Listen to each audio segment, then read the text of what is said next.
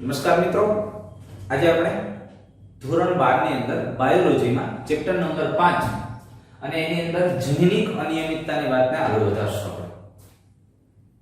અને જે પાર્ટ 11 નો છે.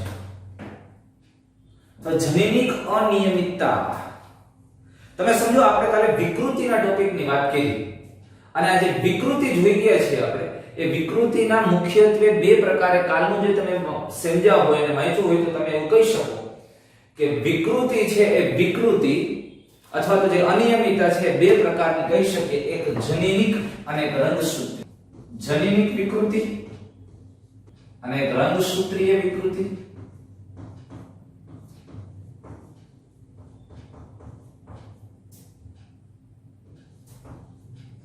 હવે જનીનિક વિકૃતિ કોને કહીશું ને રંગસૂત્રીય વિકૃતિ કોને કહીશું? કાલે વિકૃતિ તમે ભણી ગયા તો ખાસ જોજો એ વાતને આપણે આટલે જ રાખી છે. તમે એના ઉપરથી શું નિષ્કર્ષ કાઢ્યો? જનીનિક વિકૃતિ કોને કહીશું આપણે? અરે યાર, જે આપણે એમ કીધું કે ડીએનએ નો ક્રમ છે એ ડીએનએ ના ક્રમમાં કોઈ બેઝમાં ફેરફાર થાય, પોઈન્ટ મ્યુટેશન, એ જનીનિક વિકૃતિ છે. એક જનીનના બંધારણમાં ફેરફાર થાય, એક જનીનના ન્યુક્લિયોટાઇડના ક્રમમાં ફેરફાર થાય, અથવા તો એ કોઈ ડીએનએ નો જે ખંડ છે એની અંદર ન્યુક્લિયોટાઇડ નો ક્રમ છે એમાં ઉમેરાય અથવા તો દૂર થાય. એટલે ન્યુક્લિયોટાઇડ બેઝ ની જોડ છે એ ઉમેરાય અથવા દૂર થાય તો પણ જનીનિક વિકૃતિ છે. શું કરવાનું કે ડીએનએ નો એક ખંડ એટલે જનીન, માનો કે અહીંયાથી આટલો ખંડ છે, આ ખંડ છે એ એક જનીન છે. આ જનીનમાં કોઈ નાઇટ્રોજન બેઝ જોડ ઉમેરાય અથવા તો આ નાઇટ્રોજન બેઝ પેર છે એ દૂર થાય, એટલે કે જેને આપણે ફ્રેમ શિફ્ટ મ્યુટેશન કહેતા હતા, એ જનીનિક વિકૃતિ છે. પોઈન્ટ મ્યુટેશન એ જનીનિક વિકૃતિ છે. ફ્રેમ શિફ્ટ મ્યુટેશન એ જનીનિક વિકૃતિ છે. કારણ કે ન્યુક્લિયોટાઇડના બેઝ અથવા તો નાઇટ્રોજન બેઝની જોડનો ઉમેરો અથવા દૂર થવો, એક જનીનમાંથી કોઈ નાઇટ્રોજન બેઝ ઘટે છે અથવા તો વધે છે, એ જનીનિક વિકૃતિ છે. પણ આખી જે રંગસૂત્રિકા છે અને આ રંગસૂત્રિકામાં જુદા જુદા જનીન છે, આ જનીન એક ઉમેરાય અથવા તો દૂર થાય તો એ રંગસૂત્રીય વિકૃતિ છે. એટલે વિકૃતિની અંદર આપણે બે પ્રકાર મગજમાં રાખશું, જનીનિક વિકૃતિ અને રંગસૂત્રીય વિકૃતિ. આખો ડીએનએ નો ખંડ ઉમેરાય અથવા તો દૂર થાય. આપણે કીધું ને ડીએનએ ના ખંડનો લોપ થવો અથવા ડીએનએ ના ખંડનું દ્વિગુણન થવું, જેને કારણે રંગસૂત્રની રચનામાં ફેરફાર થાય, એ રંગસૂત્રની રચનાકીય વિકૃતિ છે. સમજાય છે? ક્રોમોઝોમલ એબેરેશન એટલે વસ્તુ આને રંગસૂત્રીય વિકૃતિ. આખું જનીન અહીંયા એ હતું તો એ ફરી પાછું ઉમેરાણું એટલે દ્વિગુણન થયું, અથવા તો એ અથવા તો બી કોઈ એક જનીનનો લોપ થઈ ગયો, અથવા તો એકાદું જનીન ઇન્સર્શન થયું, ઉત્ક્રમણ થયું, જનીનનો ક્રમ બદલ્યો તો પણ એ વિકૃતિ, રંગસૂત્રીય વિકૃતિ. એક એનું એ જનીન વધારે ઉમેરાય છે આખું, એટલે ડીએનએ નો એક ખંડ હતો ને એવો ને એવો બીજો ખંડ ઉમેરાય તો એ દ્વિગુણન, એ રંગસૂત્રીય વિકૃતિ. એક જનીન ડીએનએ ના ખંડની અંદર ફેરફાર ન થાય, આખો ખંડ કા નીકળી જાય છે કા ઉમેરાય છે, એટલે જનીન એમ નમ દે છે. પણ જનીનની વધઘટ, પણ જનીનની અંદર ફેરફાર થાય તો એ જનીનિક વિકૃતિ છે. અહીંયા જનીન એટલે ડીએનએ નો એક ખંડ, એમાં ચોક્કસ ન્યુક્લિયોટાઇડ નો ક્રમ છે, એ ક્રમમાં ફેરફાર થયો, એટલે કે નાઇટ્રોજન બેઝ પેર, નાઇટ્રોજનની બેઝ જોડનો ઉમેરો અથવા ઘટાડો અથવા તો એમાં ફેરફાર, તો એ જનીનિક વિકૃતિ છે. એટલે આ ક્લિયરલી મગજમાં રહે. એટલે એટલા માટે હું તમને કહું છું, કારણ કે અત્યારે જે આપણે ટોપિક ભણવાના છીએ એ જનીનિક ડિસઓર્ડરની વાત કરીએ છીએ, જનીનિક વિકૃતિની વાત કરીએ છીએ. એટલે વિકૃતિ બે પ્રકારની થઈ, તમને ખ્યાલ આવી ગયો, જનીનિક વિકૃતિ અને રંગસૂત્રીય વિકૃતિ. પણ એ વિકૃતિને કારણે કોઈ પણ લક્ષણમાં ભિન્નતા આવે, એટલે કે સ્વરૂપ પ્રકારમાં ફેરફાર થાય, કોઈ રોગ થાય, એ બધાને આપણે એને કોમનલી શું કહીએ છીએ? જનીનિક અનિયમિતતા. એ બધાને સામાન્ય રીતે શું કહીએ છીએ? જનીનિક. રંગસૂત્રીય વિકૃતિને કારણે હોય તો એ જનીનિક અનિયમિતતા કહેવાય, અને જનીનની વિકૃતિને કારણે હોય તો એ બધાને કહેવાય જનીનિક અનિયમિતતા. એટલે વ્યક્તિની અંદર જે લક્ષણ રજૂ થવા જોઈએ સામાન્ય હોય એના કરતા કંઈક અસામાન્ય સર્જાય છે, અને એ બધાને કહેવાય જનીનિક અનિયમિતતા. તો અહીંયા આપણે વાત કરીએ છીએ હવે મેન્ડલની અનિયમિતતાઓ, મેન્ડેલિયન અનિયમિતતાઓની વાત કરીએ તો જુઓ, વ્યાપક રીતે જનીનિક અનિયમિતતાઓને જો સમજો, વ્યાપક રીતે જનીનિક અનિયમિતતાને બે જૂથમાં મૂકી શકાય છે. કયા બે જૂથ? તો કે મેન્ડેલિયન અનિયમિતતા અને રંગસૂત્રીય અનિયમિતતા. વાત સમજો, મેન્ડેલિયન અનિયમિતતા અને રંગસૂત્રીય અનિયમિતતા. હવે મેન્ડેલિયન અનિયમિતતા એ છે, એ કોને કહેશું મેન્ડેલિયન અનિયમિતતા? કે જે કોઈ એક જનીનમાં રૂપાંતરણ, એક જનીનમાં રૂપાંતરણ, એક જનીનમાં પરિવર્તન, એટલે કે કોઈ એક જનીનમાં વિકૃતિ થાય છે અને એને કારણે જે અસર થાય, લક્ષણમાં અસામાન્યતા રજૂ થાય, એને મેન્ડેલિયન અનિયમિતતા કહેવાય. અને આ વિકાર એટલે કે આ ફેરફાર, સ્વરૂપમાં જે ફેરફાર છે, લક્ષણમાં જે ફેરફાર છે, અસામાન્યતા, આ વિકાર એ જ ક્રિયાવિધિ દ્વારા સંતતિમાં ઉતરે છે અને જેનો અભ્યાસ આનુવંશિકતાના સિદ્ધાંતોમાં કરવામાં આવે છે. એટલે કહેવાનો મતલબ એ છે કે મેન્ડેલિયન અનિયમિતતા તમે કોને કહેશો? કોઈ એક જનીનને કારણે ભિન્નતા સર્જાય, કોઈ એક જનીનની વિકૃતિને કારણે જે અસરો સર્જાય છે એને મેન્ડેલિયન અનિયમિતતાઓ કહેવામાં આવે. આ પછી એની અંદર અલગ અલગ મૂકવામાં આવ્યા એકથી વધારે જનીન, પણ મેન્ડલના નિયમોનું અનુસરતો હોય એવી અભ્યાસ. મેં એને કીધું હતું ને કોઈ એક લક્ષણ છે એના માટે એક જનીન જવાબદાર છે, તો એ જો મેન્ડેલિયન અનિયમિતતા આપણે કોને કહીએ છીએ? એક જનીનમાં રૂપાંતરણ અથવા તો વિકૃતિ થાય, એને કારણે જે શરીરમાં અનિયમિતતા સર્જાય અથવા એને કારણે લક્ષણમાં જે અસામાન્યતા સર્જાય એને મેન્ડેલિયન અનિયમિતતા આપણે કહીએ છીએ. અને આવો વિકાર સામાન્ય રીતે એ જનીનિક ફેરફારને કારણે, જનીનના પરિવર્તન અથવા વિકૃતિને કારણે સંતતિમાં ઉતરી આવે છે અને એનો અભ્યાસ આપણે આનુવંશિકતા દ્વારા કરીએ છીએ, એની વાત અહીંયા કરવામાં આવે છે. તો જો આ પ્રકારની મેન્ડેલિયન અનિયમિતતાઓની આનુવંશિકતાના ઉદાહરણ શેના દ્વારા અભ્યાસ કરશું? કાલે જોઈએ કુટુંબમાં વંશાવલી પૃથ્થકરણ દ્વારા શોધી શકાય છે. વંશાવલી પૃથ્થકરણ દ્વારા શોધી શકાય. કાલે આપણે ટેક્સ્ટ બુકના બધા સંકેતો જોઈ ગયા છે, એમાં એક બે સંકેતો નથી આપ્યા. ટ્વિન્સ હોય તો કેવી રીતે સર્જાય, આઇડેન્ટિકલ ટ્વિન્સ હોય તો કેવી રીતે સર્જાય, બાકી બધું એમાં ડિટેલ આપે. હવે જો ટ્વિન્સ સર્જાના છે એક જ યુગ્મનજમાંથી, એક જ ફલિતાંડમાંથી સર્જાય તો આને મોનોઝાઇગોટિક ટ્વિન્સ કહેવામાં આવે. આ મોનોઝાઇગોટિક છે.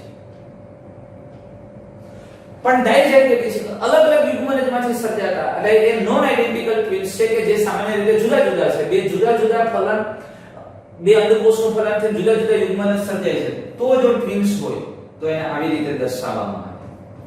એમની વચ્ચે આમ લીટી ન હોય. અને એ તો બની શકે કે એમાં એક પુત્ર અને એક પુત્રી પણ હોઈ શકે, પણ એટલું તો મગજમાં લે. મોનોઝાઇગોટિક હોય તો એના લિંગ સરખા જ હોય, પણ ડાયઝાઇગોટિકમાં લિંગ સરખા હોય ન હોય. કોઈ પણ રોગ માટે વાહક હોય તો ઘણી વખત એને કા દર્શાવેલું હોય તો આવી રીતે અડધું સર્કલ કરેલું હોય, આમ ડાર્ક સર્કલ અથવા તો સ્ક્વેર. આ સ્ત્રી માટે રજૂ કરતા હોય તો એને રાઉન્ડ અથવા સર્કલ કર્યું હોય, એની અડધું ડાર્ક કર્યું હોય, તો એવું સમજવાનું કે એને રોગ દેખાતો નથી, સ્વરૂપ પ્રકારે નથી, પણ એ વાહક છે, એમાં એક પ્રચ્છન્ન જનીન પડ્યું છે, એટલે રોગ દેખાતો નથી પણ એના વાહક છે.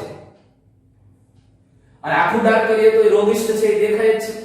પણ વાહક હોય તો એને અડધું સર્કલ અથવા તો અડધું સ્ક્વેર છે એને ડાર્ક કરવામાં આવે.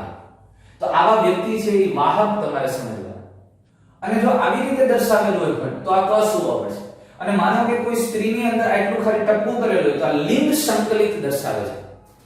આપણી ટેક્સ્ટમાં આ સંકેતો આપેલા નથી. માનો કે કોઈ સર્કલ અથવા સ્ક્વેર વ્યક્તિ છે એ વાહક છે, એટલે પ્રચ્છન્ન લક્ષણ, રોગનું પ્રચ્છન્ન લક્ષણ હોય, એની અંદર પ્રચ્છન્ન જનીન હોય પણ રોગ એને થતો ન હોય, કારણ કે સામાન્ય જનીન છે એ પ્રભાવી છે. તો આવા વ્યક્તિને વાહક હોય તો આવા અડધો ભાગ છે એને ડાર્ક કરો. જો લિંગ સંકલિત રોગ હોય, કોઈ પણ લિંગી રંગસૂત્ર સાથે સંકળાયેલા જનીન છે એ રોગ માટે જવાબદાર હોય તો આવી રીતે દર્શાવવું. કસુવાવળ થઈ ગયું તો આ રીતે દર્શાવવું. જો આઇડેન્ટિકલ ટ્વિન્સ હોય તો આવી રીતે બે ટ્વિન્સ દર્શાવીને વચ્ચે લીટી કરવાની. નોન આઇડેન્ટિકલ હોય તો ખુલ્લા રાખવાના. સમજે? આ કેટલાક સંકેતો દ્વારા આ વંશાવલી પૃથ્થકરણમાં આવા સંકેતો આપણે એડ કરી દેવાના છે અને એના દ્વારા આપણે અભ્યાસ કરવાના છે. કારણ કે હવે આના દ્વારા જોવાનું થશે એટલે મેં આ રાખ્યું છે. હવે મેન્ડેલિયન વિકારોમાં સૌથી વધારે સામાન્ય જોવા મળતા ઉદાહરણો, મેન્ડેલિયન અનિયમિતતાઓ જે જોવા મળે એમાં સામાન્ય ઉદાહરણોમાં હિમોફિલિયા છે, સિસ્ટિક ફાઇબ્રોસિસ. હિમોફિલિયાની આપણે ડિટેલમાં સ્ટડી કરવાના છે.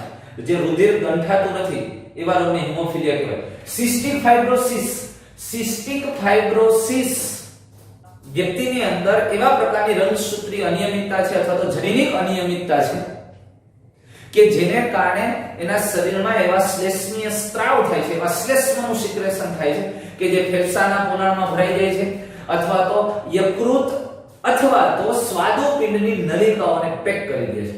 એટલે વ્યક્તિની પાચન સંબંધિત અથવા તો એના જે સ્ત્રાવ ભળે છે, સ્વાદુરસ અને યકૃત રસ, પિત્તરસ, એ આંતરડામાં ભળતા નથી અને એટલે એને પાચન સંબંધિત સમસ્યાઓ સર્જાય. અમુક કેટલીક એવી પ્રકારની સમસ્યાઓ સર્જાય છે અને વ્યક્તિ લગભગ 8, 10 કે 12 વર્ષની ઉંમરે મૃત્યુ પામે છે. આ સિસ્ટિક ફાઇબ્રોસિસ જનીન સંબંધિત રોગ છે અને એના માટેનું જનીન છે એ જનીન 7મા રંગસૂત્ર ઉપર આવેલું છે. આપણા પ્રચ્છન્ન અભિવ્યક્તિ છે. સિકલ સેલ એનેમિયા માટેનું જનીન છે 11મા રંગસૂત્ર ઉપર છે, પણ એ ડિટેલમાં ભણવાના છે. રંગ અંધતા ડિટેલમાં ભણવાના છે. ફિનાઇલકીટોન્યુરિયા થોડું ભણવાના છે. થેલેસીમિયા આ પણ ભણવાના છે. બાકીના બધા ટોપિક ભણવાના છે સિસ્ટિક ફાઇબ્રોસિસ સિવાય, અને એટલે મેં સિસ્ટિક ફાઇબ્રોસિસની ટૂંકમાં તમને વાત કરી. સિસ્ટિક ફાઇબ્રોસિસ મેં તમને કીધું એ પ્રમાણે એમાંથી જનીનિક ખામીને કારણે એ 7મા રંગસૂત્ર ઉપર આવેલું જનીન છે એની જો એવા બે પ્રચ્છન્ન જનીન હોય એટલે કે એવા બે વિકૃત જનીન આવી જાય તો વ્યક્તિની અંદર એવું શ્લેષ્મીય સિક્રેશન થાય છે કે ફેફસાના પોલાણ, યકૃતની અંદર આવેલા પોલાણ અથવા એની નલિકાઓ સ્વાદુપિંડના પોલાણ કે નલિકાઓને બ્લોક કરી દે છે. એવું જાડું મ્યુકસ સર્જાય સોલ્ટ સાથે પ્રક્રિયા કેટલાક ઘટકો કરીને, અને એટલે એના પોલાણ બ્લોક થઈ જવાથી પાચક રસનો સ્ત્રાવ પૂરતા પ્રમાણમાં આંતરડામાં થતો નથી, અને એટલે પાચન સંબંધિત અને કેટલીક અન્ય સમસ્યાઓ સર્જાય, અને એટલે વ્યક્તિ છે અમુક ઉંમરે મૃત્યુ પામે છે. આ સિસ્ટિક ફાઇબ્રોસિસની આપણે વાત કરી. એટલે મેન્ડેલિયન વિકારો છે એની કેટલીક અનિયમિતતાઓ છે. એમાં સૌથી ઉદાહરણમાં haemophilia, cystic fibrosis, sickle cell anaemia, રંગઅંધતા, ફિનાઇલકીટોન્યુરિયા, થેલેસીમિયા વગેરે. પણ બહુ મહત્વની વાત કરી. અહીં એ પણ બતાવવું જરૂરી છે કે મેન્ડેલિયન અનિયમિતતાઓ પ્રભાવી અને પ્રચ્છન્ન હોય છે. મેન્ડેલિયન અનિયમિતતા છે, હવે મેં તમને કીધું કોઈ પણ અનિયમિતતા સર્જાય છે કોઈ પણ જનીનિક ખામીને કારણે છે. મેન્ડેલિયન અનિયમિતતા છે જનીનની વિકૃતિને કારણે છે. રંગસૂત્રીય વિકૃતિ નથી, જનીનિક વિકૃતિ છે. એટલે જનીનના બંધારણમાં કોઈ ફેરફાર છે. જનીન એટલે ડીએનએ ના ન્યુક્લિયોટાઇડના ક્રમમાં કોઈને કોઈ ફેરફાર છે, અને એને કારણે એના દ્વારા એ જનીન દ્વારા જે પ્રોટીન બનતું હતું અને એ જે ઉત્સેચક તરીકે વર્તતું હતું એ ઉત્સેચક તરીકે વર્તતો નથી, અને એટલે એને કારણે જે જૈવ રાસાયણિક પ્રક્રિયા થતી હતી એ અવરોધાય છે, અને એટલે એ મુશ્કેલી પેદા કરે છે. કારણ કે કોષમાં એ પ્રક્રિયા થવી જોઈએ નથી થતી. એટલે મેન્ડેલિયન અનિયમિતતા એવું બધું પ્રભાવી કે પ્રચ્છન્ન હોઈ શકે. માનો કે એ જનીનની અંદર વિકૃતિ છે, એ વિકૃત થયેલું જનીન પ્રચ્છન્ન હોય. એ આપણે આગલા ભણી ગયા છે પ્રભાવી અને પ્રચ્છન્ન કેવી રીતે થાય. જે જનીન નોર્મલ જનીન હતું એમાં વિકૃતિ સર્જાય, અને વિકૃત થયેલું જનીન પ્રચ્છન્ન છે. એટલે જ્યાં સુધી સામાન્ય જનીન એક જનીન છે, માનો કે આ કેપિટલ P, અને આ જનીન છે આમાં વિકૃતિ આવી એટલે એ જનીનમાં ફેરફાર થઈને સ્મોલ p છે. પણ આ સ્મોલ p પ્રચ્છન્ન છે, એટલે કે આ કેપિટલ P સ્મોલ p હોય તો વ્યક્તિ તંદુરસ્ત જ રહેશે. પણ જો બે સ્મોલ p જનીન ભેગા થશે તો આની અભિવ્યક્તિ થશે, એટલે કે જે ઉત્સેચક બનતો હતો એ હવે યોગ્ય નથી બનતો, અને એટલે એ ઉત્સેચક દ્વારા જે જૈવ રાસાયણિક પ્રક્રિયા થતી હતી એ યોગ્ય નહીં થાય, એટલે એને કારણે કોઈ રોગ થશે, કોઈ લક્ષણ અભિવ્યક્ત થશે. સમજમાં આવે છે? એટલે મેન્ડેલિયન અનિયમિતતાઓ છે પ્રભાવી કે પ્રચ્છન્ન હોઈ શકે. આમાંથી કેટલાક રોગ છે પ્રભાવી લક્ષણ ધરાવતા છે તો કેટલાક પ્રચ્છન્ન ધરાવતા છે, પણ મોટા ભાગની પ્રચ્છન્ન અભિવ્યક્તિઓ દર્શાવે છે અત્યારે જે લીધા છે. અને એ પણ સ્પષ્ટ છે મેન્ડેલિયન અનિયમિતતાઓની અંદર કે લિંગ સાથે પણ સંકળાયેલ, લિંગ સંકલિત પણ હોઈ શકે છે. લિંગ સંકલિત એટલે લિંગી રંગસૂત્ર ઉપર તેનું જનીન આવેલું હોય. દાખલા તરીકે રંગ અંધતા અને હિમોફિલિયા, આ બે માટેના જવાબ. હિમોફિલિયાની અંદર એવી ખામી છે જનીનની કે એને કારણે વ્યક્તિને લાગ્યા પછી રુધિર વહી જાય એટલે ગંઠાય જનીન.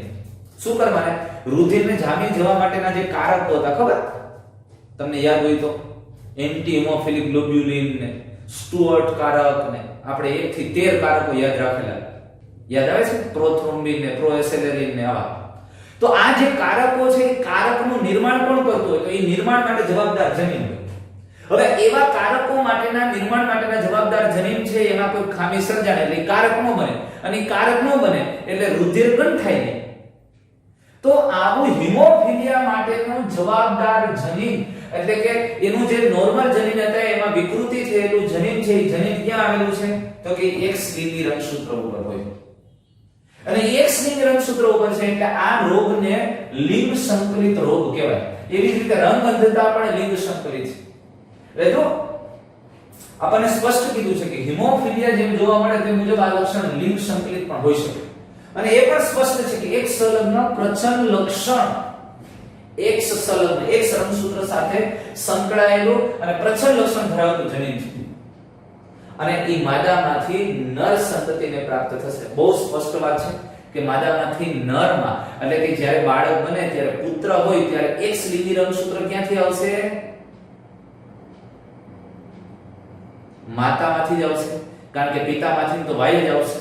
એટલે અહીંયા કીધું છે કે માદામાંથી નર સંતતિને પ્રાપ્ત થાય છે, કારણ કે નરમાં એક્સ લિંગી રંગસૂત્ર માતા તરફથી જ આવે, પિતા તરફથી તો વાય આવવાનું હોય અને એટલે માદામાંથી નરને એક્સ લિંગી રંગસૂત્ર સાથે સંકળાયેલી કોઈ પણ બીમારી હોય ની માતામાંથી જ આવે. કોઈ પણ પુત્રની અંદર એક્સ લિંગી રંગસૂત્ર સાથે સંકળાયેલી કોઈ પણ પ્રકારની બીમારી અથવા લક્ષણ હશે તો એ માતામાંથી જ આવશે, કારણ કે માતામાંથી એક્સ લિંગી રંગસૂત્ર આવે, પિતામાંથી વાય આવે તો જ પુત્ર થાય. એટલે પુત્રની અંદર આ વસ્તુ મગજમાં રહે કે એક્સ રંગસૂત્ર સાથે સંકળાયેલું કોઈ પણ કેરેક્ટર, કોઈ પણ લક્ષણ કેના દ્વારા વારસામાં મળે? માતા દ્વારા જ મળે. અને વાય લિંગી રંગસૂત્ર સાથે સંકળાયેલું કોઈ પણ લક્ષણ પિતા દ્વારા જ મળે. સમજાઈ જશે? હા, પણ દીકરીની અંદર, પુત્રીની અંદર એક્સ લિંગી રંગસૂત્ર સાથે સંકળાયેલું લક્ષણ બે દ્વારા મળે. માતામાંથી તો એક્સ જ આવે પણ પિતામાંથી ને એક્સ સાથે, એટલે એ બે દ્વારા મળશે. આ બાબત એટલે મેં તમને કીધી છે, હવે પછી સમજવામાં બહુ ઉપયોગી બનશે. તો જો આ એક પ્રતિકાર વંશાવલી પૃથ્થકરણ આપણને આપ્યું છે, એક દૈહિક પ્રભાવી લક્ષણ જે દૈહિક રંગસૂત્રો ઉપર રોગ માટેનો જવાબદાર જનીન છે પણ એ પ્રભાવી છે અને એ કયું છે? માયોટોનિક ડિસ્ટ્રોફી. આ માયોટોનિક ડિસ્ટ્રોફી એટલે સ્નાયુનું સંકોચન થઈ જાય, અમુક સ્નાયુ કાયમી સંકોચન પામી જાય. એટલે હાથ કે એમ વળેલા હોય તો એ વળેલા રહે અથવા તો સ્નાયુની કાર્યક્ષમતામાં ખૂબ જ ઘટાડો થાય છે, એને માયોટોનિક ડિસ્ટ્રોફી કહેવામાં આવે છે. તો આવા રોગ માટેનો જવાબદાર જનીન છે દૈહિક રંગસૂત્ર ઉપર છે અને દૈહિક રંગસૂત્ર ઉપર છે તો કે પણ એ જનીન વિકૃતિ પામીને પ્રભાવી થઈ ગયું છે. એટલે સામાન્ય જનીન કરતા પણ એ પ્રભાવી છે, સામાન્ય જનીનની હાજરીમાં એની અભિવ્યક્તિ થાય છે. એટલે માયોટોનિક ડિસ્ટ્રોફી પ્રભાવી અભિવ્યક્તિ છે.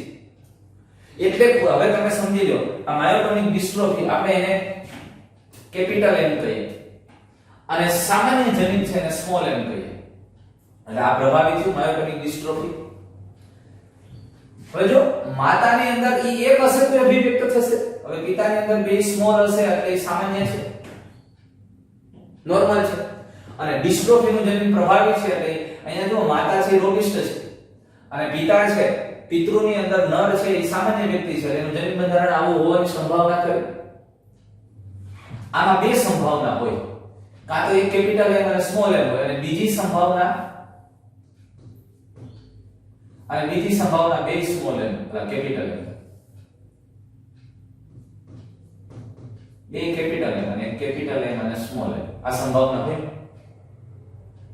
કારણ કે એક અસર તો અભિવ્યક્ત થશે, જનીન કેવું છે? પ્રભાવી છે, પ્રભાવી લક્ષણ છે માયોટોનિક ડિસ્ટ્રોફી. હવે આની વચ્ચે મેરેજ થાય અને એમની જે સંતતિ થઈ એ સંતતિની અંદર તમે જુઓ અહીંયા આ બે પુત્રીઓ છે, બે પુત્ર છે દર્શાવેલા છે. તો જુઓ એક પુત્ર છે, એ પુત્ર રોગિષ્ઠ થઈ શકે, કેમ ભાઈ? અને અહીંયા પેલી પુત્રી છે એ રોગિષ્ઠ નથી, પેલી સંતતિ જે દીકરી થઈ રોગિષ્ઠ નથી. શું કરવાને? અહીંયા રોગિષ્ઠ નથી એનો મતલબ એવો થઈ ગયો, જો આ વાતને સમજો, આ પુત્રી રોગિષ્ઠ નથી એટલે એની માતા છે ને એ માતાને રોગ થયો છે પણ એમાં વિષમ યુગ્મી જ હોય, કારણ કે આ રોગિષ્ઠ નથી એટલે અહીંથી સ્મોલ એમ આવ્યું હોય અને પિતા તરફથી તો સ્મોલ એમ આવે તો જ આ રોગિષ્ઠ હોય. જો આ પ્રભાવી અને બે કેપિટલ એમ હોત તો અહીંથી એક કેપિટલ એમ આવે અને કેપિટલ એમ આવે તો એમાં અભિવ્યક્તિ થાય જ, કારણ કે પ્રભાવી છે, પિતા તરફથી તો સ્મોલ એમ જ આવવાના છે. એટલે આ સંતતિની અંદર બે સંતતિ છે રોગિષ્ઠ નથી મળી, એનો મતલબ એવો તમે કહી શકો કે અહીંયા જે પિતૃ માતા છે એ વિષમ યુગ્મી જ હોઈ શકે, સમયુગ્મી પ્રભાવી ન હોય. એક બાબત. હવે આ અહીંયા એનો જે પુત્ર છે રોગિષ્ઠ છે હોઈ શકે, કારણ કે માતામાંથી સ્મોલ એમ આવ્યું હોય, માતામાંથી કેપિટલ એમ આવ્યો હોય અને પિતામાંથી તો સ્મોલ એમ જ આવે એટલે અહીંયા રોગ થાય. બીજો એક પુત્ર થયો એ સામાન્ય છે હોઈ શકે, શું કરવાને? પિતામાંથી સ્મોલ એમ આવે અને માતામાંથી સ્મોલ એમ આવ્યું એટલે સામાન્ય હોય. ત્યાર પછી ચોથી પુત્રી છે પાછી રોગિષ્ઠ થાય, થઈ શકે, અહીંથી કેપિટલ એમ આવ્યો હોય જન્યુના નિર્માણ વખતે, અહીંથી સ્મોલ એમ આવ્યો એટલે રોગિષ્ઠ હોઈ શકે. પણ અત્યારે એની પ્રથમ પેઢીની સંતતિમાં આ જે પુત્ર અને પુત્રી બે રોગિષ્ઠ છે એ પણ વિષમ યુગ્મી જ હશે 100%. અને આપણે પ્રભાવીની વાત કરીએ, પ્રભાવી છે કે અહીંયા એક હશે તો અભિવ્યક્ત થશે જ, આ ક્લિયર છે. બે હોય તો થાય ને એક હોય તો થાય, પણ આમાં સમયુગ્મી પ્રભાવી નથી. તમે આને આધારે કરી શકો, સંતતિને આધારે, એટલે વિષમ યુગ્મી પ્રભાવી. અને આ તો સામાન્ય છે એટલે એમાં તો બે સામાન્ય જનીન છે. ખ્યાલ આવે છે? હવે આ જે પુત્ર છે એક તંદુરસ્ત અથવા સામાન્ય પુત્રનું સામાન્ય સ્ત્રી સાથે લગ્ન કર્યા તો એની સંતતિ થાય. હવે સામાન્ય સ્ત્રી સાથે છે એ બે સ્મોલ એમાં જોઈ તો એની સંતતિ થાય, એની અંદર એકેયમાં એ રોગ જોવા મળે નહીં. પણ ફરી પાછી આ માયોટોનિક ડિસ્ટ્રોફી ધરાવતી સ્ત્રીનું એક સામાન્ય પુરુષ સાથે લગ્ન થયા તો આ પુરુષ તો નોર્મલ જ હશે. આ તો પાછો આ મહિનો કિસ્સો થશે તો એમની પુત્રી અથવા પુત્ર જન્મે અને 50% સંભાવના છે માયોટોનિક ડિસ્ટ્રોફી થઈ શકે. કેમ? કારણ કે 50% આ પ્રકારનો અંડકોષ હશે અને 50% આ અંડકોષ હશે. શુક્રકોષ તો બધા એમ જ હશે, સ્મોલ એમ જ. જો આ અંડ કેપિટલ એમ ધરાવતો કોષ ફલનમાં ભાગ લેશે તો માયોટોનિક ડિસ્ટ્રોફી થશે, અને સ્મોલ એમ ધરાવતો અંડકોષ ફલનમાં ભાગ લેશે તો એ તંદુરસ્ત હશે. એટલે 50% સંભાવના માયોટોનિક ડિસ્ટ્રોફી થવાની થાય અને 50% સંભાવના એવી છે કે એ તંદુરસ્ત વ્યક્તિ છે. એટલે આ પેડિગ્રી દ્વારા, વંશાવલી પૃથ્થકરણ દ્વારા આપણે સંભાવનાઓને પણ વિચારી શકીએ અને આવું થઈ શકે એ ખ્યાલ આવી શકે. અને અથવા તો એ પણ આપણને ખબર પડી શકે કે જે રોગિષ્ઠ વ્યક્તિ છે એ સમયુગ્મી છે કે વિષમ યુગ્મી પ્રભાવી છે, અને પ્રભાવી છે પ્રચંડ છે એની પણ ખબર પડી શકે. કારણ કે આ એકને છે પિતાને નોર્મલ છે અને ક્યાંય નથી એટલે એના આધારે નક્કી થઈ શકશે. પણ જો દૈહિક પ્રચંડ, દૈહિક રંગસૂત્રો ઉપર, લિંગી રંગસૂત્રો ઉપર નથી, રોગ માટેના જવાબદાર જનીન દૈહિક રંગસૂત્રો ઉપર છે. અને પ્રચંડ હોય સિકલ સેલ એનિમિયાનું આપણને ઉદાહરણ છે. હવે અહીંયા તમે જો બે વ્યક્તિ સામાન્ય દેખાય છે. યસ, કારણ કે એના રોગ માટે જવાબદાર જનીન છે ને એ પ્રચંડ છે. અહીંયા સામાન્ય છે તો સામાન્ય હોવાને હું સિકલ સેલ એનિમિયા છે તો એના માટે આપણે S ધારીએ. HbA આ સામાન્ય છે અને HbS એ નોર્મલ છે. બરોબર છે? આ બે જનીન છે. આ સિકલ સેલ એનિમિયા છે અને આ સામાન્ય છે. HbS એ સિકલ સેલ એનિમિયા માટેનો જવાબદાર જનીન છે. પણ આ પ્રચંડ છે. આ S જો સામાન્ય જનીન હોય ત્યાં સુધી અભિવ્યક્ત થતું નથી. એ તો જ અભિવ્યક્ત થાય કે બંને જનીન છે આવા આવેલા હોય, બે પ્રચંડ આવેલા હોય તો. હવે આપણે HB નથી લખતા, ખાલી A અને S લખી. હવે અહીંયા સંભાવના શું હશે? પ્રચંડ અભિવ્યક્તિ માટેનો ચાર્ટ આપણને દર્શાવ્યો છે. આ વ્યક્તિ દેખાવમાં તંદુરસ્ત છે, દેખાવમાં નોર્મલ છે, એ વાહક હોઈ શકે. કારણ કે વાહક શું કરવાનો હોઈ શકે એવું કહી શકીએ, કારણ કે એની સંતતિ છે ને એ બે સંતતિ એવી છે જેને રોગ છે સિકલ સેલ એનિમિયા છે. આવું ક્યારે સંભવ બની શકે? આ બે વાહક હોય ને તો જ એની સંતતિને આ થઈ શકે. કેમ? જો આ પુરુષ છે એ પણ A અને S એટલે કે સામાન્ય અને સિકલ સેલ એનિમિયાનું ધરાવતો હોય જનીન. આ પણ બે જનીન ધરાવતા હોય એટલે આ વાહક તો થયા છે. એને સિકલ સેલ એનિમિયા દેખાતો નથી પણ વાહક છે. શું કરવાને? એની અંદર જનીન પડ્યું છે. હવે આ વ્યક્તિ બેની અંદર મૈથુન ક્રિયા થઈને સંતતિ થઈ તો જો આમાં બે પુત્ર, ત્રણ પુત્ર ને બે પુત્રી, બે દીકરીઓ જન્મે છે. પણ આમાં આ પુત્ર છે એ સામાન્ય છે. શું કરવાને? કારણ કે અહીંથી A આવ્યું અને અહીંથી A આવે તો એ સામાન્ય, અથવા તો અહીંથી A આવે અને અહીંથી S આવે તો એ સામાન્ય. અભિવ્યક્તિ વ્યક્તિ દેખાવમાં સામાન્ય હશે પણ એ સિકલ સેલ એનિમિયાનો વાહક હશે આ વ્યક્તિ. પણ આ પુત્રને સિકલ સેલ એનિમિયા થયો. કેમ થયો? કારણ કે અહીંથી ને S આવ્યું અને અહીંથી ને S આવ્યું, બે પ્રચંડ અભિવ્યક્તિ છે એટલે સિકલ સેલ એનિમિયા થયો. આ પુત્રી સામાન્ય છે. સામાન્ય હશે તો અહીંથી A અને અહીંથી A આવે તો સંપૂર્ણ સામાન્ય છે. પણ અહીંથી A અને અહીંથી S આવે તો એ વાહક હશે પણ દેખાશે નહીં. એ સિકલ સેલ એનિમિયાનો વાહક છે પણ ખબર નથી પડતી.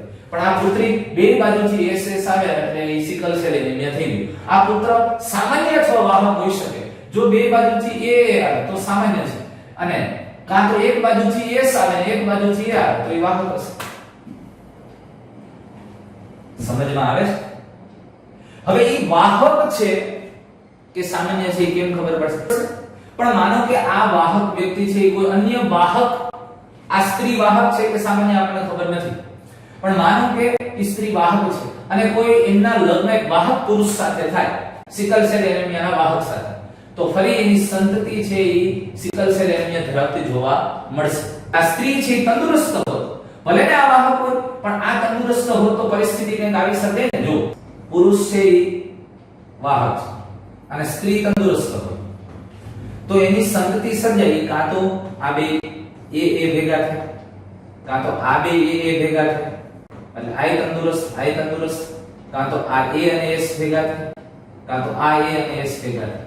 દેખાવમાં તો આ બધા તંદુરસ્ત જ રહે, એટલે આ એકય રોગિષ્ઠ ન આવે, એટલે એકને સિકલ સેલ એનિમિયા ન હોય તો આપણે કહીએ કે આ સ્ત્રી છે એ સામાન્ય છે. પણ અહીંયા રોગિષ્ઠ થયું એટલે આ વાહક પુરુષ છે ને આ સ્ત્રી વાહક છે અને એટલે એની સંતતિ છે એ રોગિષ્ઠ છે અથવા સિકલ સેલ એનિમિયા ધરાવતી છે. સમજે? આવી સંભાવનાઓ તમારે વિચારવાની છે. અને આ પ્રચ્છન્ન લક્ષણ માટેનું છે. અને પ્રચ્છન્ન છે તે અહીંયા નથી દેખાતું, વાસ્તવમાં એ વાહક છે, એટલે વાહક છે તે અહીંયા દર્શાવ્યું નથી, નકર ઘણી વખત જો આવું દર્શાવી શકે. અડધો ભાગ દાંત કરીને વાહક તરીકે લેવામાં, અડધો ભાગ દાંત, અને એ બે વાહક, અને વાહક હોય એટલે એની સંતતિ સામાન્ય હોઈ શકે અને એની સંતતિ રોગિષ્ઠ હોઈ શકે અને એની સંતતિ વાહક હોઈ શકે. જો બે એ જમીન ભેગા થાય તો તંદુરસ્ત હોય, અને બે એસ ભેગા થાય તો એ સિકલ સેલ એનિમિયા હોય, એ અને એસ ભેગા થાય તો એ વાહક હોય. સમજમાં આવે? પણ આ પ્રચ્છન્ન માટે લાગુ પડે. એટલે પ્રચ્છન્નની અંદર સંભાવનાઓ એવી થાય, એવી સંભાવનાઓ રહેલી છે. આ પ્રચ્છન્ન જનીન છે ત્યાં 1:2:1 મેન્ડલનો એક સંકરણનો પ્રયોગ છે એ મગજમાં બેસાડી. જનીનિક પ્રકારની દ્રષ્ટિએ 1:2:1 25% શક્યતા વ્યક્તિ સંપૂર્ણ તંદુરસ્ત જન્મશે, 50% સંભાવના એવી છે કે જે જન્મ છે એ વાહક હશે, અને 25% શક્યતા એવી હશે કે એ રોગિષ્ઠ થશે. સમજાય છે? 1:2:1 ની શક્યતા રહે. દૈહિક રંગસૂત્રો પર પ્રચ્છન્ન અભિવ્યક્તિ હોય તો, અને સિકલ સેલ એનિમિયાની આવી પ્રચ્છન્ન અભિવ્યક્તિ જોવા મળે છે. માયોકોનિક ડિસ્ટ્રોફીની પ્રભાવી અભિવ્યક્તિ છે. હવે રંગ અંધતાની વાત કરીએ. આ રંગ અંધતા હવે સામાન્ય રીતે કલર બ્લાઇન્ડનેસ ની વાત કરી છે, એટલે કે વ્યક્તિ છે, વ્યક્તિના આંખોની અંદર શંકુકોષ હોય, આંખના નેત્રપટલની અંદર શંકુકોષ જે કલર માટે અને જે આપણે ચોક્કસ દ્રશ્ય પ્રકાશની અંદર જ્યારે તીવ્ર પ્રકાશ હોય ત્યારે આપણે કોઈ પણ વસ્તુને કલરફુલ જોઈ શકીએ છીએ, તો એના માટે આપણી આંખના નેત્રપટલમાં 3 પ્રકારના શંકુકોષો, લાલ માટેના, લીલા માટેના અને ભૂરા અથવા જાંબલી રંગ માટેના. આ શંકુકોષોની અંદર વિશિષ્ટ પ્રકારના રંજક દ્રવ્યો, પ્રોટીનયુક્ત રંજક દ્રવ્યો હોય, અને આ રંજક દ્રવ્યોનું પ્રોપર નિર્માણ ન થાય અથવા તો એ શંકુકોષો છે એ પ્રોપરલી કામ નથી કરી શકતા. માનો કે લાલ રંગ માટે ઇરિથ્રોલેબ નામનું રંજક દ્રવ્ય પ્રોપર નથી સર્જાતું, એટલે વ્યક્તિને લાલ સંબંધિત કોઈ પણ કલર સરખી રીતે જોઈ શકતો નથી, દેખાય નહીં, અને કલર બ્લાઇન્ડનેસ છે. માનો કે લીલા રંગ માટેના છે, જે ક્લોરોલેબ માટેના છે, આ રંજક દ્રવ્યો પ્રોપરલી નથી સર્જાતા, તો એને લીલો રંગ અને તેને સંબંધિત શેડ એકી સરખા નહીં દેખાય, અને રંગ અંધતા કહેવાય. એ આંખના નેત્રપટલની અંદર શંકુકોષો છે, શંકુકોષોમાં રહેલા રંજક દ્રવ્યોની ખામી અથવા તો શંકુકોષો પ્રોપરલી સર્જાય નહીં, એટલે વ્યક્તિને જે તે કલર પ્રોપર જોઈ શકતા નથી. મુખ્ય 3 કલર માટેના શંકુકોષો આપણા આંખના નેત્રપટલમાં હોય, લાલ રંગ માટે, લીલા રંગ માટેના અને ભૂરા અથવા તો જાંબલી રંગ માટેના. જે રંજક દ્રવ્યો નથી સર્જાતા અથવા જે રંજક દ્રવ્યોને લગતી જનીનની ખામી છે એને સંબંધિત કલર અથવા તો એના શેડ આપણે જોઈ શકતા નથી, ઈ રંગ અંધતા છે. પણ આના માટેના જે જનીનો છે, સામાન્ય જનીન પ્રભાવી છે, અને એનું વિકૃત જનીન, એમાંથી કોઈ પણ પરિવર્તિત થયેલું જનીન છે પ્રચ્છન્ન છે, એટલે આ પણ પ્રચ્છન્ન સંબંધિત ખામી છે. પણ રંગ અંધતા માટેના જવાબદાર જનીન છે, જનીન X રંગસૂત્ર પર આવેલા છે, X રંગસૂત્ર પર હાજર છે. હજુ આ લિંગ સંલગ્ન પ્રચ્છન્ન જનીન છે. શું કરવાને લિંગ સંલગ્ન કીધું? કારણ કે X રંગસૂત્ર ઉપર જનીન હાજર છે, અને આ જનીનની ખામી લાલ અથવા લીલા આંખના શંકુકોષોની ખામી છે. એ શંકુકોષોમાં રંજક દ્રવ્ય નથી સર્જાતો અથવા તો એ શંકુકોષો પ્રોપરલી સર્જાતા નથી, એની ખામી છે, અને જેના પરિણામે લાલ અથવા તો લીલા રંગ પારખવામાં નિષ્ફળ જાય છે. અને આ ખામી X રંગસૂત્ર ઉપર આવેલા કેટલાક જનીનોની વિકૃતિને કારણે છે. જનીનોની વિકૃતિને કારણે છે. પણ પ્રચ્છન્ન ખામી છે, આ મગજમાં છે, પ્રચ્છન્ન જનીનિક ખામી છે.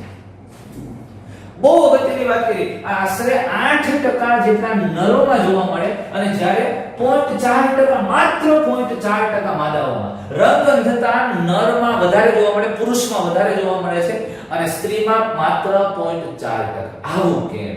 બહુ મસ્ત વાત છે. કેમ એ વાત કરશો. અને બીજી એક વાત સાથે એ કહ્યું, દાખલા તરીકે પ્રોટોનેપિયા, લાલ રંગ માટેની ખામી હોય અથવા તો લાલ એ શંકુકોષો નથી થતા તેને પ્રોટોનોપિયા કહેવામાં આવે છે. લીલા રંગ માટે હોય તો એને ડ્યુટેરોનોપિયા કહેવામાં આવે છે અને ભૂરા રંગ માટેની ખામી હોય તો એને ટ્રિટોનોપિયા કહેવામાં આવે છે. ડ્યુટેરોનોપિયા, ટ્રિટોનોપિયા અને પ્રોટોનોપિયા. તો આ શેને કારણે છે? તો કે ઈ જનીનની ખામીને કારણે. પણ કેમાં વધારે જોવા મળે છે રંગ અંધતા? તો નરમાં 8% અને માદામાં માત્ર 0.4% જોવા મળે છે.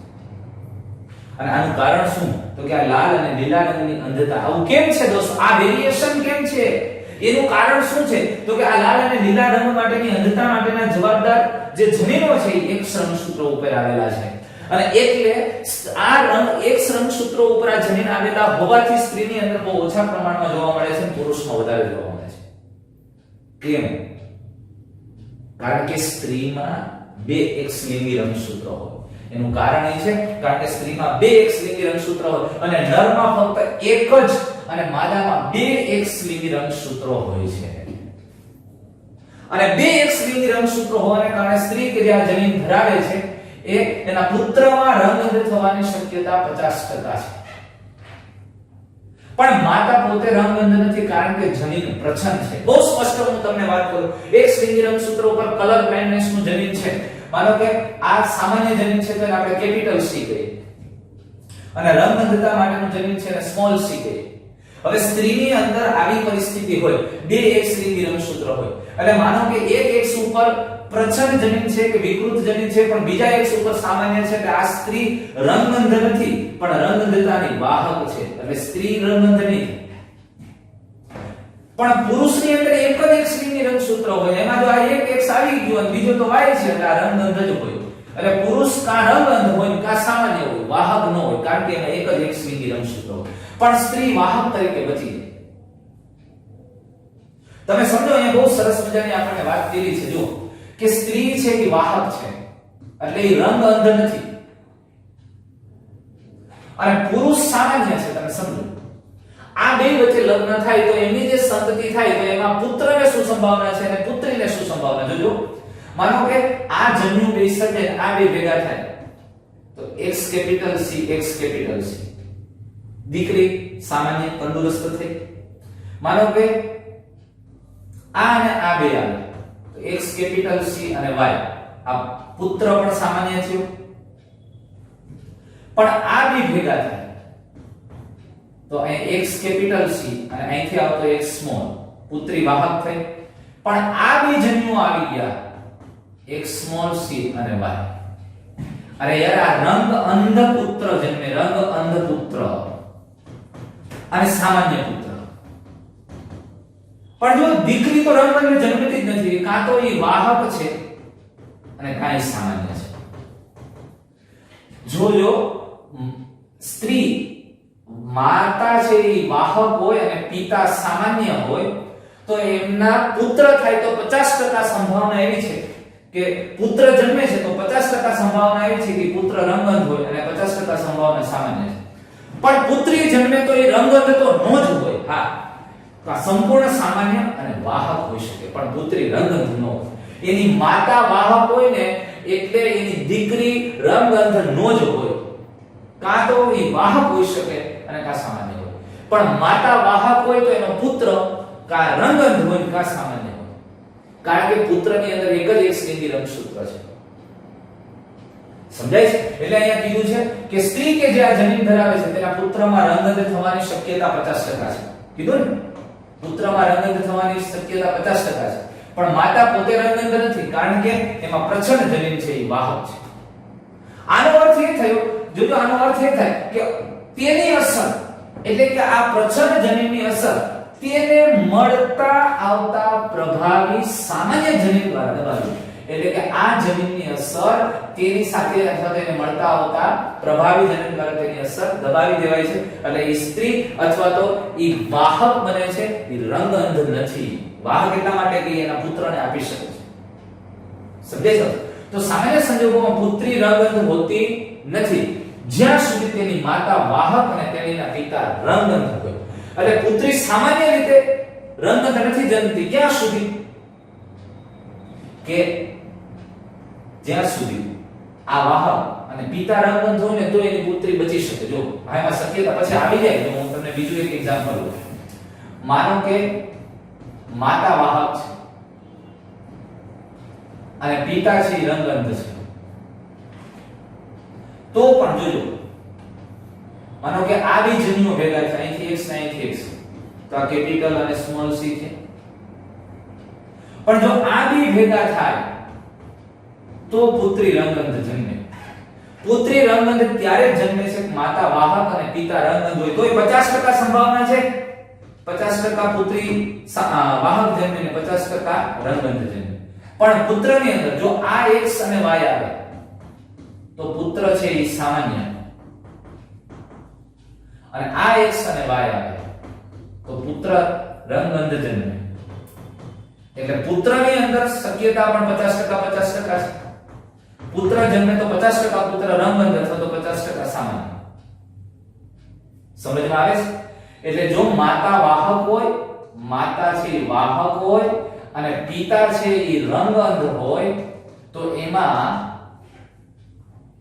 પુત્ર કે પુત્રી રંગઅંધ જન્મવાની શક્યતા 50% છે. હા, પણ પુત્ર કા સામાન્ય જન્મ છે અને કારણ પણ પુત્રી સામાન્ય તો નહીં જ હોય, કા વાહક હશે કારણ નહીં થશે. સમજે? આને લગતા એમસીક્યુ મસ્ત પૂછી શકાય. એટલે કહું છું કે નીટ માટે ખૂબ અગત્યનો ટોપિક છે.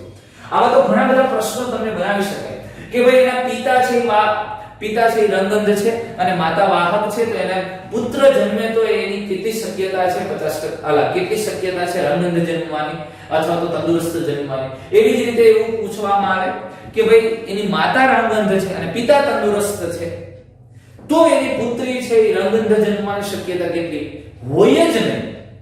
માતા રંગઅંધ હોય અને પિતા તંદુરસ્ત હોય તો એની પુત્રી રંગઅંધ હોય જ નહીં. કેમ? એ તમારે નક્કી કરવાનું છે. જોજો જરા, બનાવજો એટલે તમે ક્લિયરલી તમને ખ્યાલ આવી જશે. હવે ચાર્ટ બનાવવાનો એટલે બહુ ફટાફટ ખબર પડી જશે. આવી જ વાત હિમોફિલિયા, રંગઅંધતાની વાત થઈ ગઈ, હિમોફિલિયાની વાત થઈ ગઈ, પછી કેવું જ ન પડે. આપણે લિંગ સંકલિત અને પ્રચ્છન્ન રોગનો વ્યાપક અભ્યાસ થઈ ચૂકેલો. એટલે આ પણ લિંગ સંકલિત અને પ્રચ્છન્ન રોગ છે. અને હિમોફિલિયાનો પણ ખૂબ અભ્યાસ કર્યો. અને હિમોફિલિયા પણ ત્રણ પ્રકારે જોવા મળે છે. હિમોફિલિયા A, હિમોફિલિયા B અને C. હિમોફિલિયા એટલે આ જે રુધિર ગંઠાવા માટેનું કારકની ઉણપ અને એને કારણે રુધિર ગંઠાતું નથી. કોઈ વ્યક્તિને લાગી ગયું તો જાજુ લોહી વહી જાય એટલે એનું મૃત્યુ થઈ જાય. અને આવા વ્યક્તિ બહુ લાંબો સમય ઘણી વખત નથી જીવતા. કોઈ એક્સિડન્ટલી લાગી ગયું એટલે પછી રુધિર ગંઠાય ને રુધિર વહી જાય, વધારે પડતું વહી જાય એટલે આ બધું બંધ થઈ જાય. સિસ્ટમ તો હતા એ કે એન્ટી હિમોફિલિક ગ્લોબ્યુલિન. અને હિમોફિલિયા B છે એ નવમા કારકની ખામીને કારણે થાય છે. એટલે સૌથી વધારે જોવા મળે છે હિમોફિલિયા A. મેં તમને કીધું એમાં રુધિર નથી ગંઠાતું અને કોઈ પણ વ્યક્તિને ક્યાંય લાગી જાય, માનો કે હિમોફિલિયાથી જે વ્યક્તિ પીડાય છે એને કંઈ લાગ્યું એટલે રુધિર વહી જાય છે શરીરમાંથી, અને શરીરમાંથી એક લેવલથી વધારે રુધિર વહી જાય એટલે વ્યક્તિનું મૃત્યુ થઈ જાય. અને એટલે આવા વ્યક્તિ છે ઘણી વખત લાંબો સમય જીવી નથી શકતા. ક્યારેક વધારે લાગી ગયું, એક્સિડન્ટલી કાંઈ થયું અને શરીરમાંથી રુધિર વહી જાય અને મૃત્યુ થાય. પણ હિમોફિલિયા ત્રણ પ્રકારના છે, હિમોફિલિયા A, B અને C. એમાં સૌથી વધારે જોવા મળે છે હિમોફિલિયા A. અને આ હિમોફિલિયા A માટેનો જવાબદાર અથવા તો હિમોફિલિયા કોઈ પણ હિમોફિલિયા માટેના જવાબદાર જનીન છે એ પણ X લિંગી રંગસૂત્રો સાથે સંકળાયેલા છે. અને એટલે હિમોફિલિયા પણ લિંગ સંકલિત પ્રચ્છન્ન રોગ છે. અને પ્રચ્છન્ન છે એટલે એ જે સામાન્ય જનીન છે એવું કે પણ એમાં વિકૃતિ થઈને જીવ એને લઈને હિમોફિલિયા છે, પણ એ પ્રચ્છન્ન છે.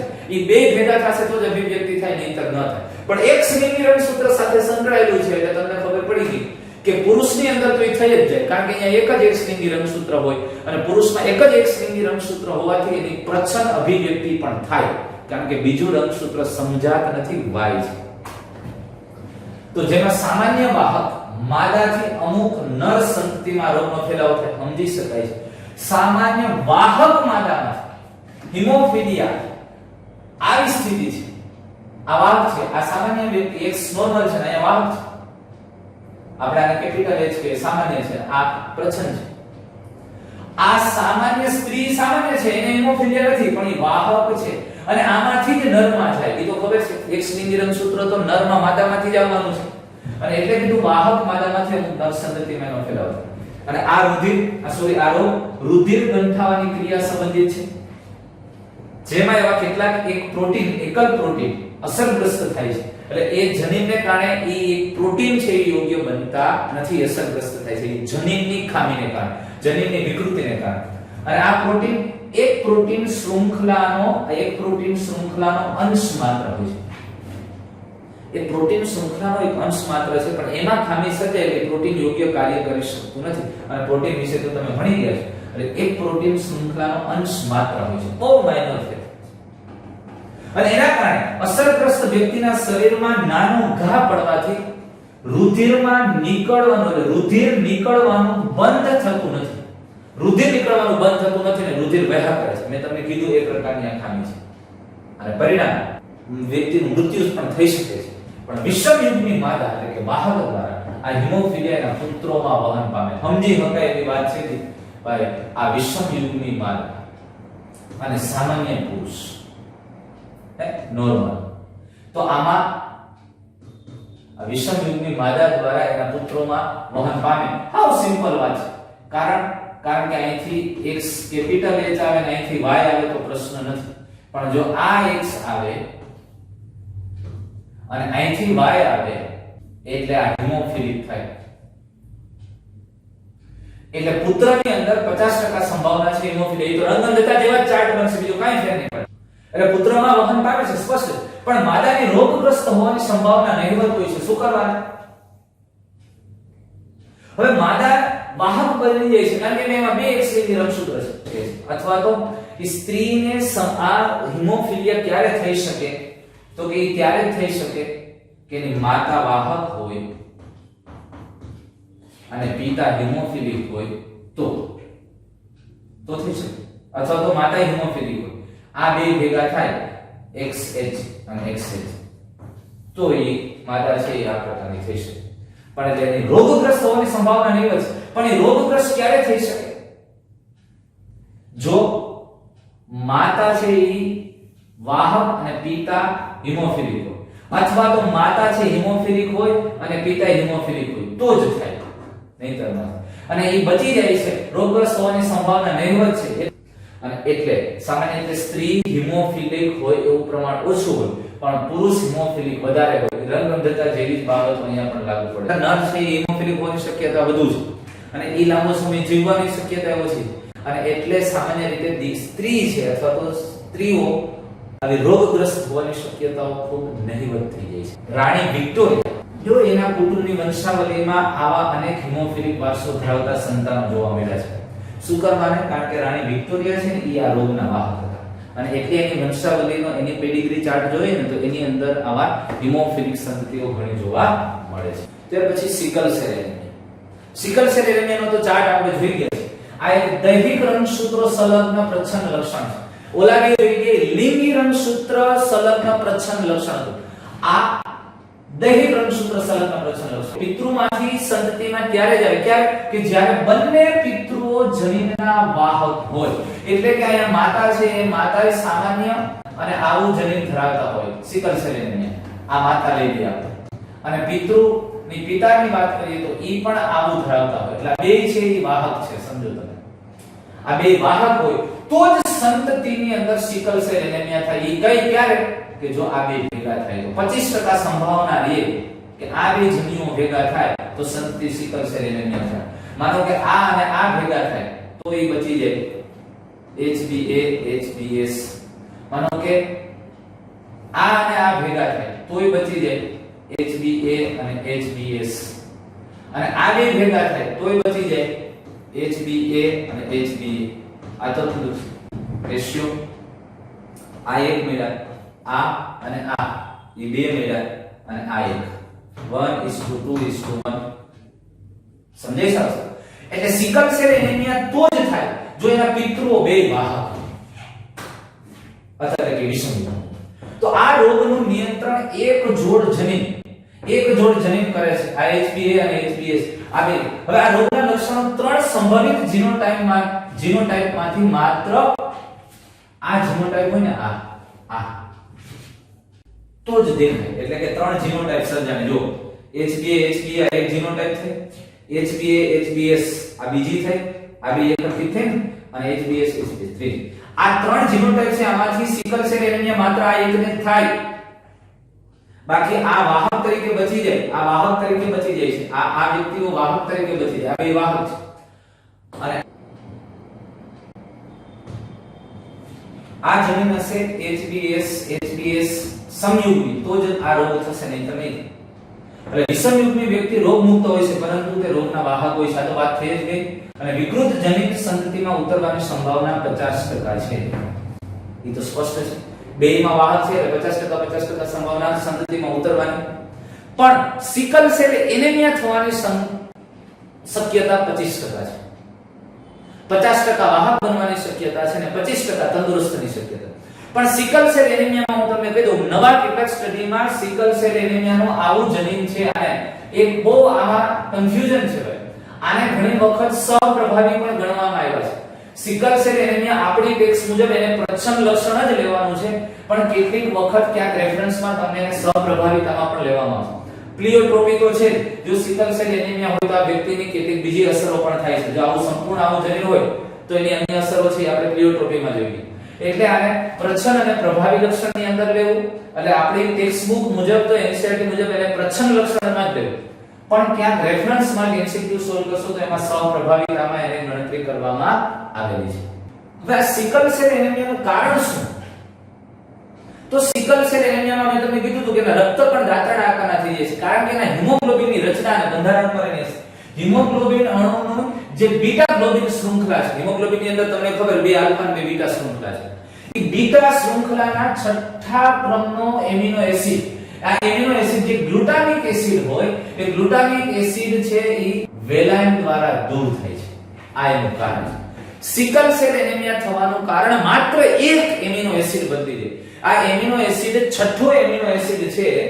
તમે સમજો, આ જો આ પહેલો, બીજો, ત્રીજો, ચોથો, પાંચમો, આ છઠ્ઠો. આ જે ગ્લુટામિક એસિડ હતું ત્યાં વેલાઇન આવી ગયો. બસ બાકીના બધા એમિનો એસિડ ઇના છે. જો વેલાઇન, હિસ્ટીડીન, લ્યુસીન, થ્રીઓનાઇન, પ્રોલાઇન, અહીંયા જો વેલાઇન, હિસ્ટીડીન, લ્યુસીન, થ્રીઓનાઇન, પ્રોલાઇન, પણ અહીંયા વેલાઇન આવી ગયો.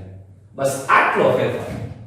એક છઠ્ઠો એમિનો એસિડ બદલી ગયો અને એને કારણે હિમોગ્લોબિનની બીટા શૃંખલામાં પરિવર્તન, એ છઠ્ઠા એમિનો એસિડનો ફેરફાર થયો અને પરિણામે હિમોગ્લોબિનની કાર્યક્ષમતા ઘટી ગઈ. જરાય ઓક્સિજનનું પ્રમાણ હવામાં ઘટે એટલે વ્યક્તિના રક્તકણ દાતરડા આકારના થઈ જાય અને વ્યક્તિના ઓક્સિજનની કેરિંગ કેપેસિટી લો થાય અને મુશ્કેલી સર્જાય. આ સિકલ સેલ એટલે આ વિકાર અથવા સિકલ સેલ એનિમિયાનું કારણ આ છે. તો આ ગ્લોબિન પ્રોટીનમાં એમિનો એસિડની આ બાદબાકી બીટા ગ્લોબિનના છઠ્ઠા સંકેતમાં આવેલા જોજો GAG ના સ્થાને GUG દ્વારા દૂર થવાને કારણે જનીન પોઈન્ટ મ્યુટેશન. આ જે જનીન હતો, આ DNA છે, આ DNA નો સિક્વન્સ છે, DNA નો ક્રમ છે. DNA ના ક્રમની અંદર તમે સમજો, DNA ની અંદર તમે જો અહીંયા GAG એટલે આ એક બીજી શૃંખલા CTC. હવે આના ઉપરથી DNA ઉપરથી mRNA બને અને પ્રત્યાંકન કહેવાય. આપણે ભણશું આના પછીના ચેપ્ટરમાં. એ પ્રત્યાંકન થાય એટલે આના સંકેત આને અનુરૂપ ગોઠવાય. C હોય તો સામે G આવે, T હોય તો A આવે અને C હોય તો G આવે. એટલે mRNA જે બને છે એ mRNA નો સંકેત છે GAG. આ GAG સંકેત છે એ ગ્લુટામિક એસિડ નું નિદર્શન કરે. એટલે અહીંયા mRNA ઉપર GAG હોય ને અહીંયા એની સામે ગ્લુટામિક એસિડ ગોઠવાય. હવે જોજો શું ફેરફાર છે. માત્ર એક ન્યુક્લિયોટાઇડ નો ક્રમ બદલ્યો.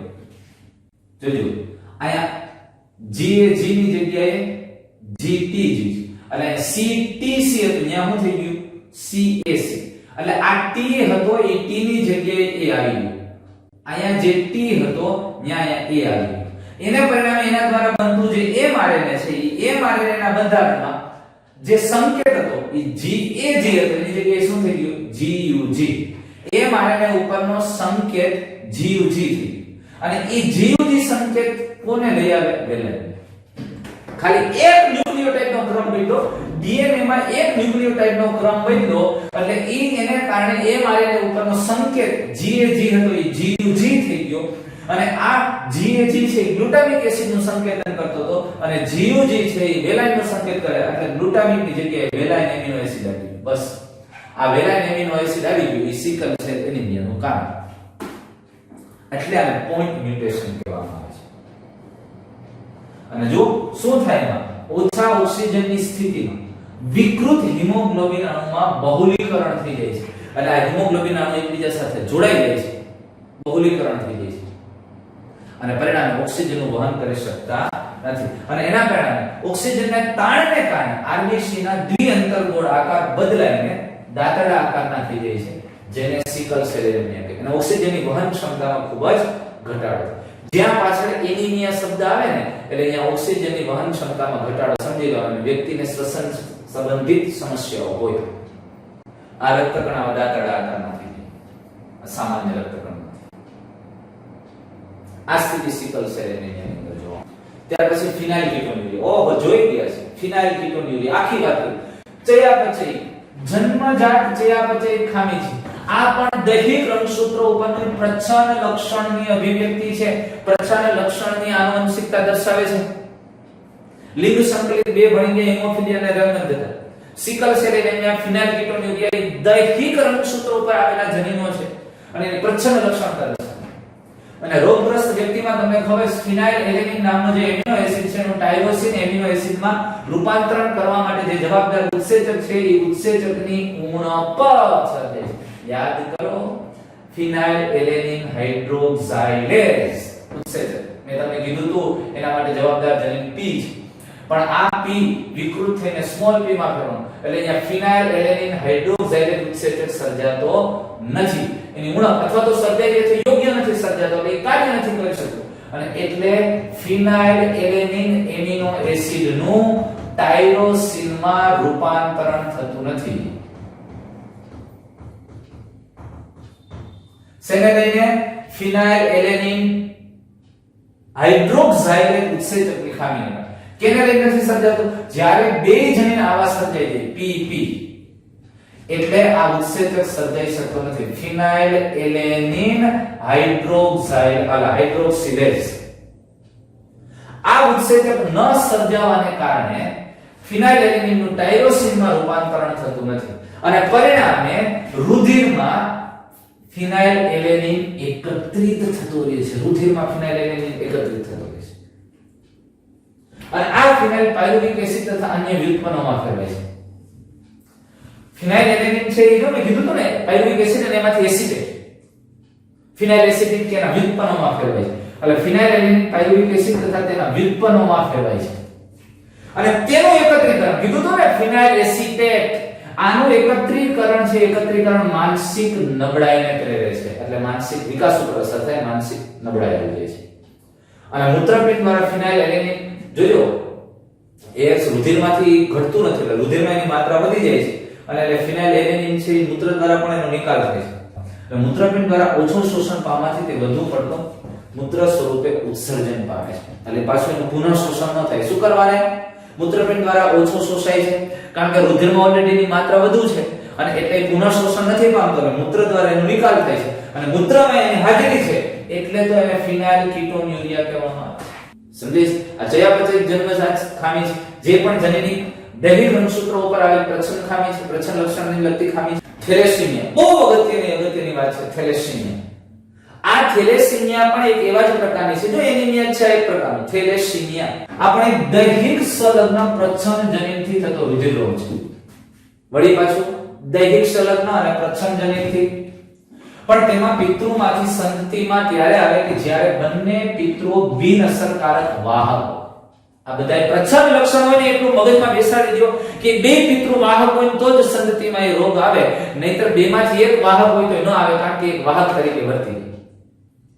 આટલું મગજમાં. દૈહિક પ્રચ્છન્ન અભિવ્યક્તિ હોય તો એ સંતતિમાં તો જ એ રોગ આવે કે જો એ બંને વ્યક્તિ એ રોગના વાહક હોય, ન એ બે માતા અને પિતા હોય તો જ એની સંતતિમાં એ રોગ થઈ શકે. 25% સંભાવના, નહીતર ન થઈ શકે. નહીતર બેમાંથી એક ને હોય તો એ વાહક થઈ શકે પણ એ રોગિષ્ઠ ન થાય. સમજાય છે? થેલેસેમિયા ટેસ્ટ તો હવે ફરજિયાત છે અને આનું સૂત્ર આવેલું ને કે પહેલા થેલેસેમિયા ટેસ્ટ પછી સગાઈ. એ એટલા માટે કારણ કે જો બે એ મને જરૂરી છે, જો બે દંપતી છે, બે વાહક હોય અને એનું બાળક થાય તો એવું બની શકે કે નાની ઉંમરે મૃત્યુ પામે. અને આપણે હમણાં ખબર છે તમને જૂનાગઢની અંદર 2 વર્ષ પહેલા થેલેસેમિયાના 7 બાળકો હતા અને સતત રુધિર બદલાવવું પડે થેલેસેમિયાના વ્યક્તિઓને, વારંવાર બદલાવવું પડે કારણ કે એની અંદર હિમોગ્લોબિનનું પ્રોપર સંશ્લેષણ નથી થતું અને એટલે ઓક્સિજન વહન નથી પામી શકતું, એટલે એને રુધિર સતત બદલાવવું પડે. હવે રુધિર સતત બદલાવવામાં જૂનાગઢની અંદર 2-3 વર્ષ પહેલા એવું થયું કે એમને HIV ગ્રસ્ત રુધિર આવી ગયું. 7 બાળકોને એક તો થેલેસેમિયાથી પીડાતા હતા અને ઉપર જતા HIV. અને એટલા માટે સગાઈ કરતા પહેલા થેલેસેમિયા ટેસ્ટ રાખવી એ કરવી જોઈએ કે ખબર પડે અને પૂછી લેવાનું હોય. એટલે ટૂંકમાં આ ધ્યાનમાં રાખવા જેવી વાત છે બધાએ. આજે ઓલું લિસ્ટ હોય ને ક્વેશ્ચન એમાં એક મૂકી દેજો. થેલેસેમિયા ટેસ્ટ કરાવેલી છે તો કે પહેલા કરાવી લો પછી આપણે વાત કરીશું. એટલા માટે કે બેમાંથી એકને હોય તો પ્રશ્ન નથી, તો બાળક સંતતિથી વાવ થાય, પણ બેને હોય તો 25% શક્યતા છે કે બાળકને થેલેસેમિયા મેજર આવી શકે અને નાની ઉંમરે મૃત્યુ પામે. પણ આ અસર થવાનું કારણ આ હિમોગ્લોબિનના નિર્માણ કરતા જનીન છે. એ હિમોગ્લોબિનનું નિર્માણ કરતા જનીન એની સાથે સંકળાયેલા જનીન છે એ કાં તો વિકૃતિ પામે છે અથવા તો દૂર થાય અને જેના આખરી પરિણામમાં હિમોગ્લોબિનના નિર્માણમાં વપરાતી ગમે તે એક ગ્લોબિનની સાંકળના સંશ્લેષણમાં ઘટાડો કરે છે. હિમોગ્લોબિન પ્રોટીનના નિર્માણ સાથે સંકળાયેલા જનીન જે સામાન્ય જનીન છે એ જનીનનું વિકૃતિ થવી અથવા તો દૂર થવું અને જેના પરિણામે હિમોગ્લોબિનની અંદર હિમોગ્લોબિનના બંધારણમાં જે પ્રોટીનની શૃંખલા અથવા ગ્લોબિનની શૃંખલા છે, સાંકળ છે, એના સંશ્લેષણમાં ઘટાડો થાય છે.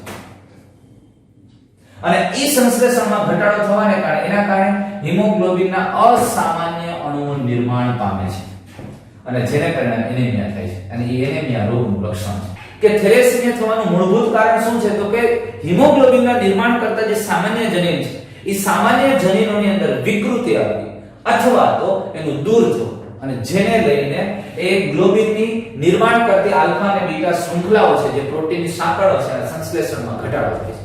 અને સંશ્લેષણમાં ઘટાડો થવાને કારણે અસામાન્ય હિમોગ્લોબિન સર્જાય છે અને અસામાન્ય હિમોગ્લોબિન છે એનેમિયાનું કારણ છે જે રોગનું લક્ષણ છે. એટલે આ અસર થવાનું કારણ તે જનીનની વિકૃતિ અથવા તો એ જનીન દૂર થવું અને એના પરિણામે એ હિમોગ્લોબિનની નિર્માણ કરતી આલ્ફા અને બીટા શૃંખલાઓ છે એના સંશ્લેષણમાં ઘટાડો થાય છે.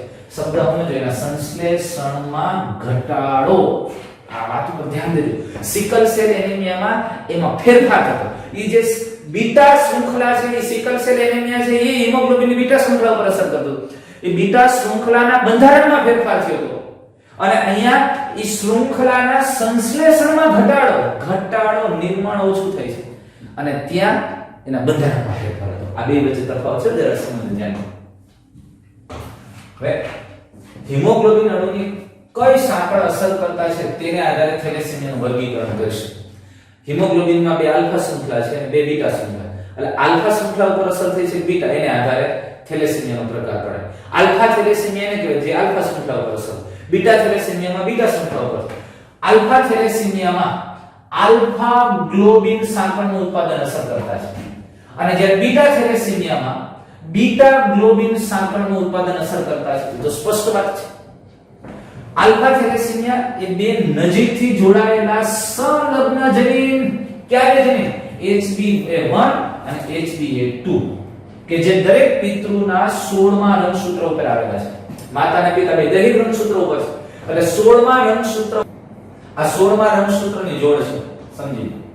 તો આ 16મા રંગસૂત્ર ઉપર HbA1 અને HbA, અહીંયા A1 અને અહીંયા HbA2, આ બે સંલગ્ન જનીન છે, એક જ બીજા સાથે જોડાયેલા, એક જ રંગસૂત્ર ઉપર નિકટતાથી જોડાયેલા છે આ બે જનીન. HbA2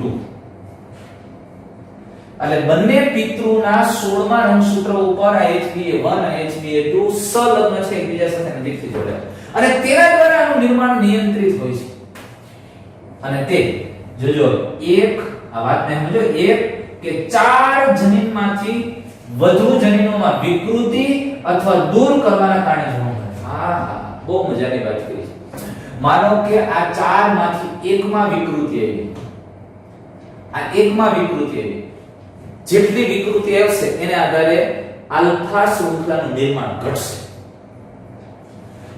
આ ચારે ચાર જનીનમાં વિકૃતિ આવી તો આલ્ફા શૃંખલા કદાચ બનશે જ નહીં, પણ ચારમાંથી એકમાં વિકૃતિ આવી તો આલ્ફા શૃંખલાનું ઉત્પાદન ઘટશે. બેમાં આવી તો વધારે ઉત્પાદન ઘટશે, ત્રણમાં આવી તો વધારે ઉત્પાદન ઘટશે, ચારેમાં આવી તો ખૂબ જ ઉત્પાદન ઘટશે. સમજેશ વાત? કેના દ્વારા નિયંત્રિત છે? જો હવે આખું વાક્ય બે વાક્ય ભેગા. આલ્ફા થેલેસીમિયા એ બે નજીકથી જોડાયેલા સંલગ્ન જનીન, બે નજીકથી જોડાયેલા સંલગ્ન જનીન HbA1 HbA2 કે જે દરેક પિતૃના 16મા રંગસૂત્ર પર એના દ્વારા તે નિયંત્રિત હોય છે. આ આલ્ફા થેલેસીમિયા અને તે એક અથવા ચાર જનીનમાંથી, એક અથવા ચારમાંથી વધુ જનીનોમાં વિકૃતિ અથવા દૂર થવાને કારણે જોવા મળે. જેમ વધુ જનીનોમાં તે અસર કરતા તેમ આલ્ફા ગ્લોબિન અણુઓનું ઉત્પાદન ઓછું. જેમ વધુ જનીનમાં એની અસર વધુ જનીનમાં વિકૃતિ વધુ, તેમ આલ્ફા ગ્લોબિનનું નિર્માણ ઓછું. આ રીતે આલ્ફા થેલેસીમિયા જોવા મળે. એવી જ વસ્તુ બીટામાં જોવા મળે. હવે જ્યારે બીટા થેલેસીમિયામાં એક જ જનીન છે, ત્યાં એક જનીન જોડ છે. આ દાખલા તરીકે રંગસૂત્ર છે, એ 11મું રંગસૂત્ર, 11મી જોડ. સિકલ સેલ એનિમિયા એ beta cell, sickle cell anaemia beta શૃંખલા ઉપર અસર થાય છે અને બીટા થેલેસીમિયા બીટા શૃંખલા, એટલે બેના રંગસૂત્ર થઈ ગયો 11મી જોડ. તો પણ અહીંયા HBB આ બે જનીન છે. હવે આ જનીન HBB કે જે દરેક પિતૃના 11મા રંગસૂત્ર પર આવે છે તેના દ્વારા નિયંત્રિત છે. બીટા થેલેસીમિયાનું નિયંત્રણ કોના દ્વારા થાય છે? HBB જનીન દ્વારા, જે 11મા રંગસૂત્ર પર. તે એક અથવા બંને એ જનીનમાં વિકૃતિ થાય અથવા તો દૂર થવાને કારણે જોવા મળે. એટલે એક અથવા બે જનીનમાં વિકૃતિ થાય તો બીટા શૃંખલા પર અસર થાય છે.